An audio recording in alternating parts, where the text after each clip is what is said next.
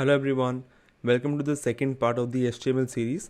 तो आज की इस वीडियो में हम ये सारे टॉपिक्स कवर करेंगे और एक एंड तक एक बहुत ही छोटा सा प्रोजेक्ट भी बनाएंगे जिससे आपको ये सारे टॉपिक्स बहुत ही अच्छे से समझ आ जाएंगे। अब आप इस वीडियो पे आए हैं, so I would recommend you कि आप इस सीरीज़ का पहला पार्ट ज़रूर देखें, और अगर आपको HTML की कोडिंग बेसिक आती है तो आप इस वीडियो से भी कंटिन्यू कर सकते हैं। मेक श्योर कि आप इस वीडियो के डिस्क्रिप्शन में आज की इस वीडियो के फाइनल प्रोजेक्ट का कोड प्लस जो इस लेक्चर के नोट्स हैं वो ज़रूर चेकआउट करें और अपने पास संभाल के रखें कि जिस आगे जाके कभी भी आपको कुछ कन्फ्यूजन हो so you can directly refer to those notes. तो आप चलते हैं मेरे कंप्यूटर स्क्रीन पे और आज के लिए कोडिंग शुरू करते हैं। सो यार, एज यू नो कि मैं VS कोड यूज़ करता हूँ, और अगर आपको ये सीखना है कि VS कोड कैसे डाउनलोड करते हैं और कैसे हम एक लाइव सर्वर इनेबल करके अपनी वेबसाइट्स बना सकते हैं, so I leave a link for the last video in the description. आप वहाँ जाके देख सकते हैं, वहाँ मैंने पूरा डिटेल में समझा रखा है। तो इस वीडियो के एंड तक हमको कुछ इस टाइप की वेबसाइट बनानी है।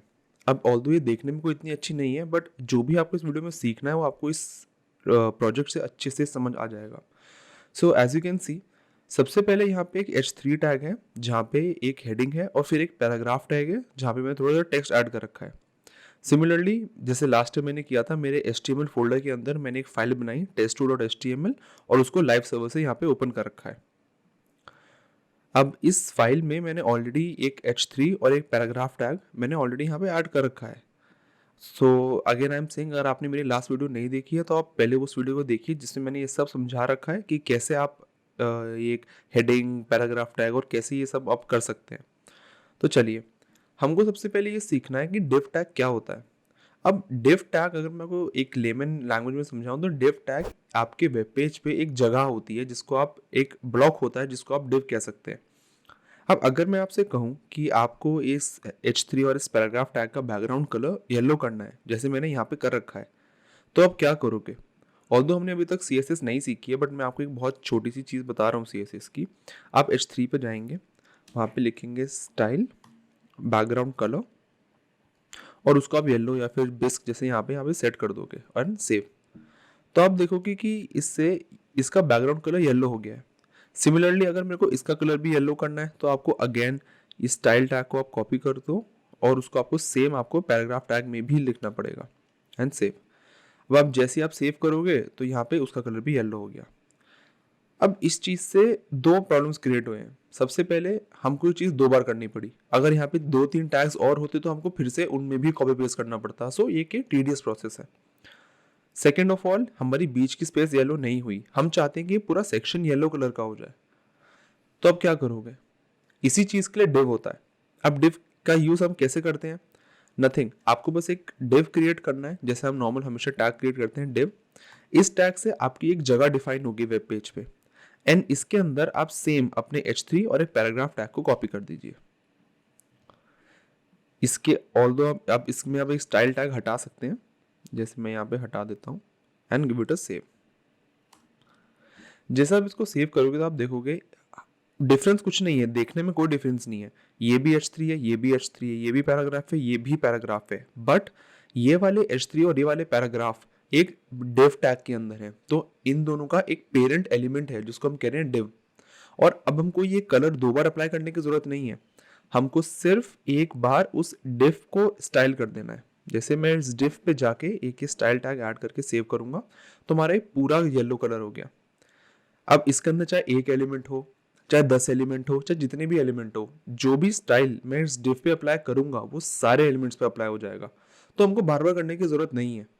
और जैसे कि देखा आपने, बीच की स्पेस भी कवर हो गई। क्यों? क्योंकि अब इस एग्जाम्पल में आप देख सकते हो ये हमारा जो ब्लॉक बना है येलो कलर का सेकेंड पार्ट में, ये हमारा डिव है। इस डिव के अंदर एक ये H3 है और उसके बाद एक पैराग्राफ टैग है। सो ये यूज होता है डिव का। डिव से आप सारे एलिमेंट्स को क्लब करके एक उनको पेरेंट एलिमेंट दे सकते हैं और उनको एक ही बार में सबको स्टाइल कर सकते हैं।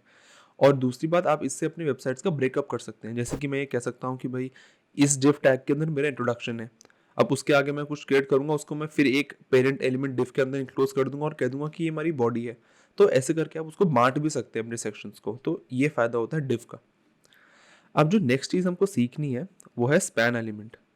अब स्पैन और डिव मोस्टली सेम होते हैं, बट एक बहुत माइन्यूट सा फर्क होता है दोनों में।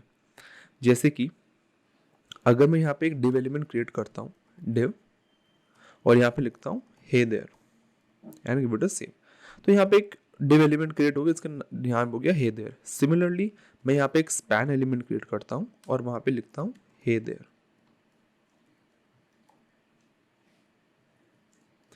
तो आप इसको सेव करिए, तो यहाँ पे भी एक सेम हे देयर लिख के क्रिएट हो गया है। तो देखने में तो कोई फर्क नहीं है दोनों में, बट एक बहुत माइन्यूट सा फर्क है। अगर मैं यहाँ पे इस डिव को एक बैकग्राउंड कलर दूं, और यहाँ पे मैं सिर्फ कलर इसलिए दे रहा हूँ क्योंकि इनको देखने के लिए आपको थोड़ा इजी पड़ जाएगा, और सेव करता हूँ। तो अब देखो डिव ने जो भी आपके वेब पेज की पूरी विड्थ थी वो पूरी ले ली है डिव ने। और अगर मैं ये सेम चीज स्पैन पे करूंगा तो आप देखोगे स्पैन ने सिर्फ उतनी जगह ली है जितना कंटेंट है। एक बहुत माइन्यूट सा फर्क है, बट एक बहुत इंपॉर्टेंट फर्क भी है। अब लेट्स से कि इसका यूज कहाँ था मैं आपको समझाता हूँ। जैसे कि आप एक पैराग्राफ टैग क्रिएट कर रहे हो, लेट्स से आपने यहाँ पे लाइन लिखी I am a good boy, let's say, तो यहाँ पे पैराग्राफ टैग क्रिएट हो गया। और अगर मैं आपसे कहूँ कि आपको सिर्फ इस गुड के वर्ड का बैकग्राउंड कलर येलो रखना है, तो आप कैसे करोगे? अब आप डिफ तो यूज कर नहीं सकते क्योंकि डिफ तो पूरी एक लाइन या पूरा एक विड्थ ले लेता है। आप डिफ तो यूज कर नहीं सकते, तो क्या करोगे? आप इस सिचुएशन में एक स्पैन यूज करोगे, क्योंकि स्पैन सिर्फ वो पार्ट लेता है जो कंटेंट जितना ऑक्यूपाई कर रहा है। मैं सिर्फ यहाँ पे एक स्पैन एलिमेंट क्रिएट करूंगा और इस गुड को मैं स्पैन के बीच में लिख दूंगा, और यहाँ पे स्पैन को स्टाइल करके बैकग्राउंड कलर ये बिस्क दे दूंगा।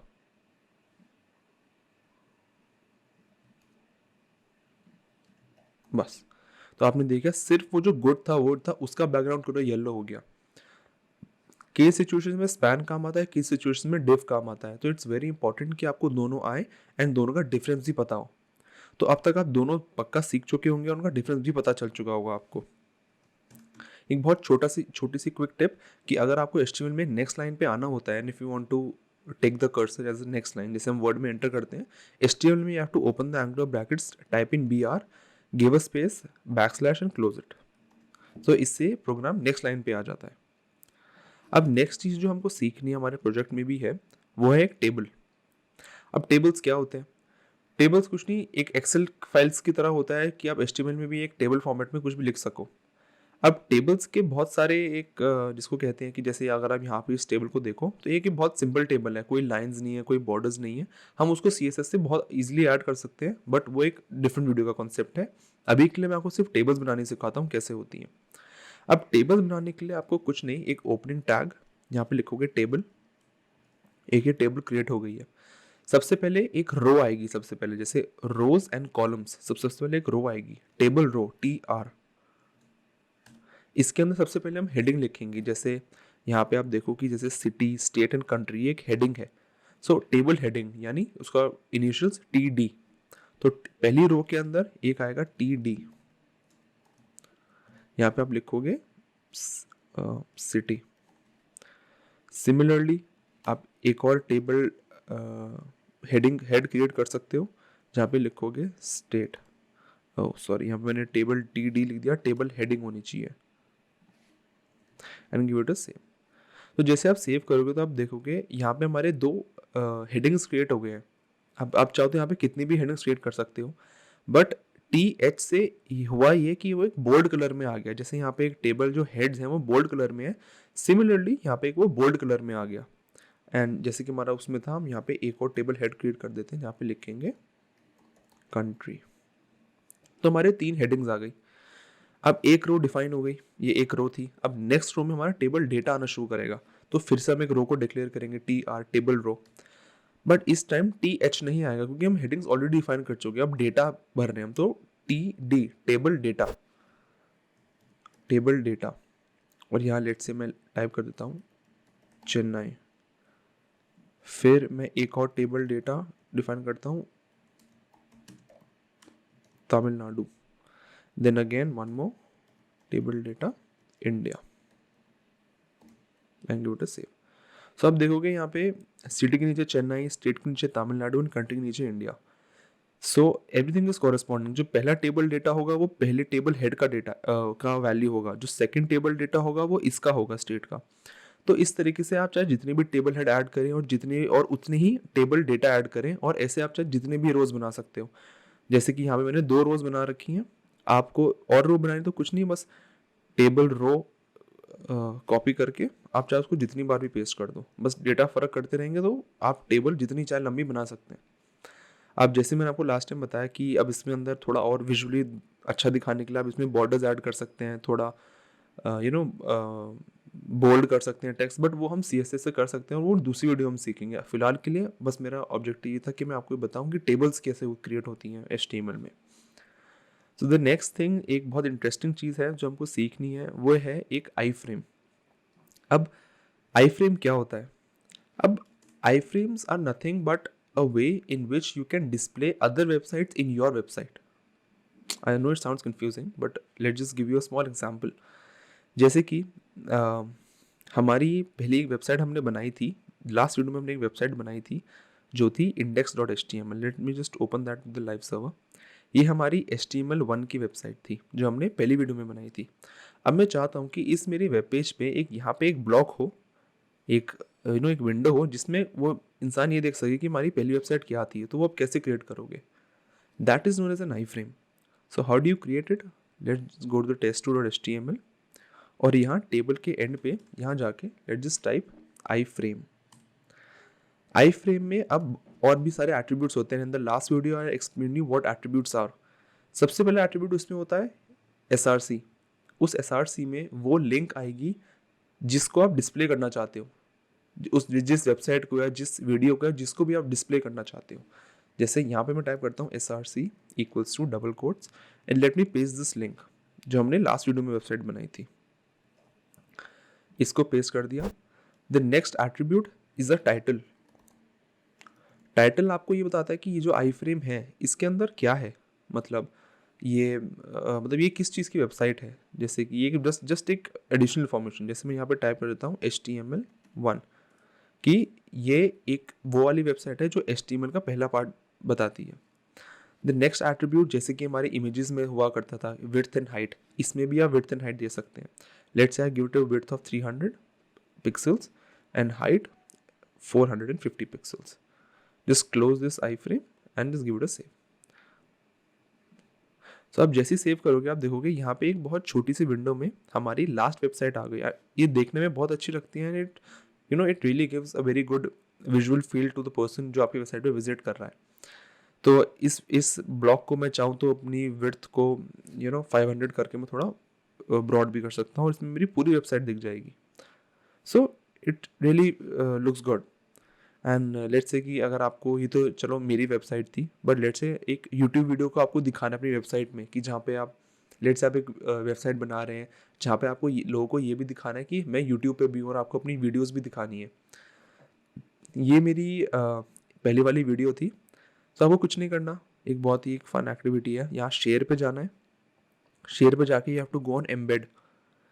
एम्बेड करके आपके पास एक कोड आएगा।